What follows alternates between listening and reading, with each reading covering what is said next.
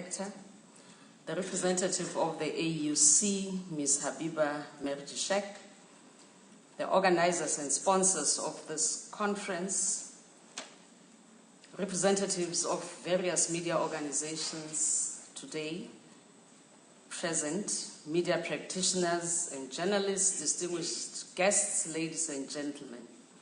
Allow me to express on behalf of the African Commission on Human and People's Rights, and also on my own behalf as the Special Rapporteur on Freedom of Expression and Access to Information in Africa, appreciation to be invited to this conference, and I also appreciate the fact that I've been invited to deliver a brief keynote address alongside my esteemed brother and fellow free expression activist, Mr. Frank Leroux.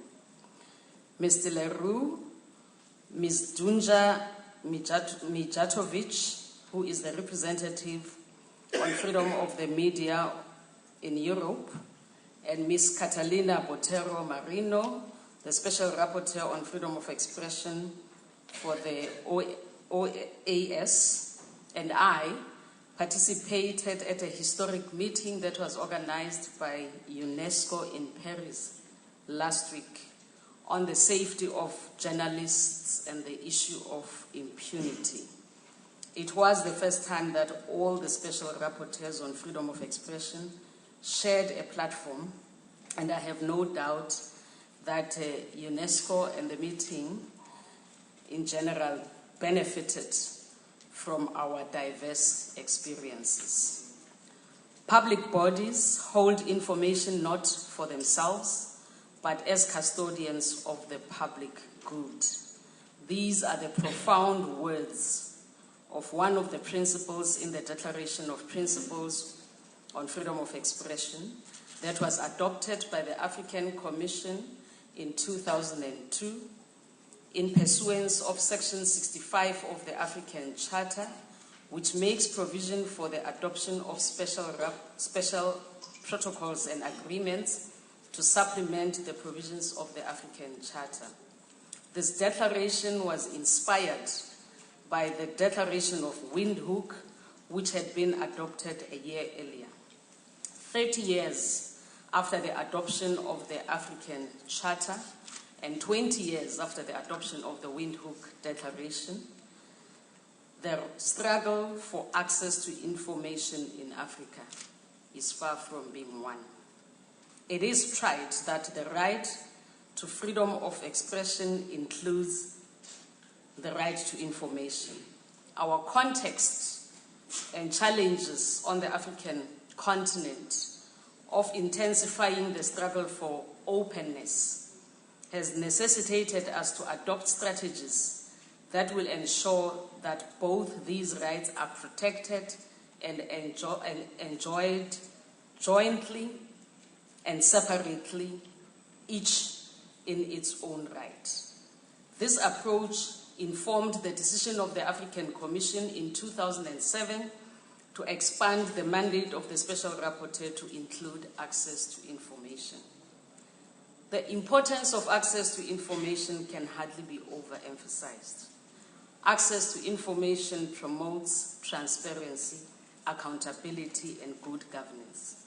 Information enables people to understand decision-making processes within government and thereby empowers them to demand their right to participate in the governance of their country. Economic, social, and all other rights cannot be realized without information. Secrecy breeds corruption, suspicion, disillusionment, and rumor-mongering, which in turn can lead to civil disobedience at best and lawlessness at worst. When my mandate was expanded, I realized that a lot of work had been done by a number of civil society organizations to promote the right of access to information. One of the strategies that I adopted at the time was to use my office to coordinate and strengthen cooperation and collaboration between these institutions and my office. Based on this strategy, my office, after consultation with these organizations, came up with a plan of action for the promotion of the right of access to information, and this plan of action had clear deliverables and timeframes. One of the key deliverables was to increase the number of countries with access to information laws on the continent.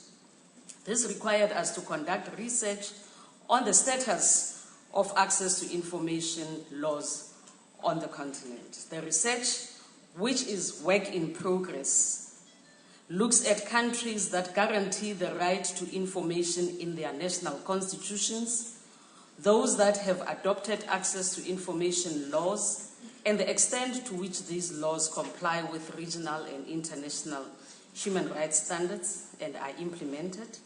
And we also look at those countries that have bills pending adoption and whether these bills are also in compliance with regional and international instruments. And in line with my mandate of analyzing national legislation, policies, and practices within states parties to the African Charter, and to monitor their compliance with international and regional standards, I have sent comments to a number of countries on their proposed access to information laws. The research that my office has conducted reveals that national constitutions of the majority of countries in Africa guarantee the right of access to information as part of the right to freedom of expression, with only a few countries guaranteeing access to information separately. The research also reveals that few countries have enacted laws that give effect to the right of access to information. For countries that have adopted these laws, the effective implementation remains a challenge. Out of 53 African Union member states, only about 10 have adopted access to information laws. The latest has already been mentioned, being Liberia and Nigeria. A number of countries have bills that have been pending in their parliaments for a number of years. For example, Ghana has a bill that has been under consideration for 5 years. According to our information, this bill is with Cabinet and is yet to be tabled in Parliament. Mozambique, Sierra Leone, and Rwanda also have bills which are still under consideration. According to our information, Algeria and Morocco are the only countries in North Africa with draft bills on access to information. The slow rate of adoption and implementation of access to information laws informed the decision by the African Commission to adopt a resolution on securing the effective realization of access to information in Africa at its 48th ordinary session that was held in Banjul, the Gambia, in November 2010. By this resolution, the African Commission mandated my office to begin the process of developing a model access to information law for Africa, including guidelines for its effective implementation. This resolution urges states parties, civil society organizations, and other stakeholders to collaborate with my office by contributing to the process of drafting the model law. To this end, my office has been working in partnership with a number of organizations to develop the draft model law for African Union states on access to information. These organizations include the Center for Human Rights at the University of Pretoria, with the support of the Open Society Foundation with all its sister organizations. The project has also benefited from the expertise of a number of experts working for organizations that specialize in this area, such as Article 19, AFIC, the South African Human Rights Commission, ODEC, and the South African History Archives, to mention a few. This model law is homegrown and comprehensive, and in drafting it, we have also taken into consideration our challenges and context as Africans. Principles and guidelines that were adopted by organizations such as Article 19 and the World Bank Institute were also considered. The development of the draft model law has already been completed. Currently, my office, in collaboration with the partners that I've mentioned, is conducting sub-regional consultative meetings on this draft model law. Workshops have already been conducted in Southern Africa and in East Africa. These workshops were attended by government representatives, civil society organizations, national human rights institutions, members of parliament, and representatives of electoral commissions. These workshops are also used to lobby state parties to ratify the African Charter on Democracy, Elections and Governance, which also strengthens the enjoyment of the right of access to information.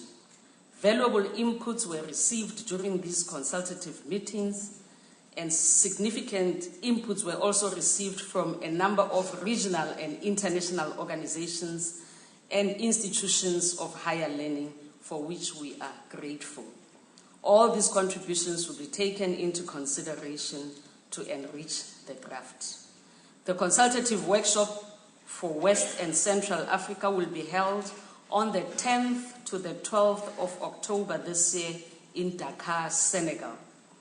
The workshop for North Africa is scheduled for January 2012 at a venue still to be decided.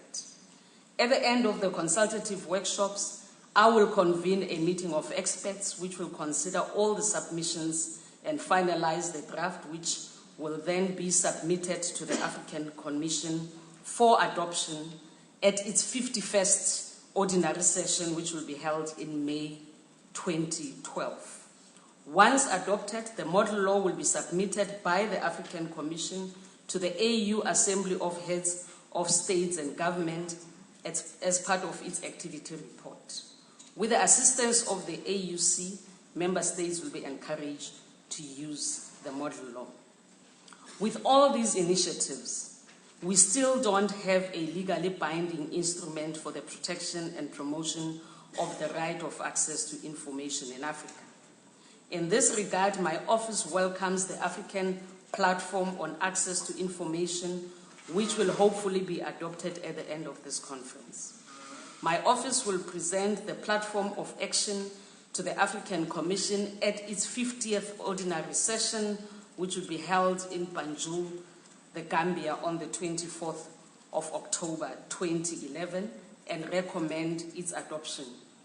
I will also use the platform of action to recommend to the Commission the adoption of a resolution which will authorize my office to expand the Declaration of Principles on Freedom of Expression to incorporate comprehensive principles on access to information. A lot of progress has been made towards the effective realization of the right of access to information on our continent. However, a lot still has to be done. Whilst the adoption of the model law is a great achievement, we are realistic enough to know that it will not solve all our problems. We still have a number of challenges, and these include the effective implementation of access to information laws once adopted, and the non-implementation of the existing ones. These problems are exacerbated by lack of proper record-keeping and knowledge management systems in most of our countries, absence of or weak or poorly funded enforcement mechanisms and institutions, lack of awareness amongst ordinary people of the existence of access to information laws and their value, the existence or adoption of secrecy and other laws that have a chilling effect on the enjoyment of the right of access to information. The drafting of the model law and this process, which is the platform on access to information, have proven that we stand a better chance of realizing our objectives if all of us on the continent, the AU, the African Commission, member states, and civil society organizations work together in collaboration instead of in competition. Working together does not only enable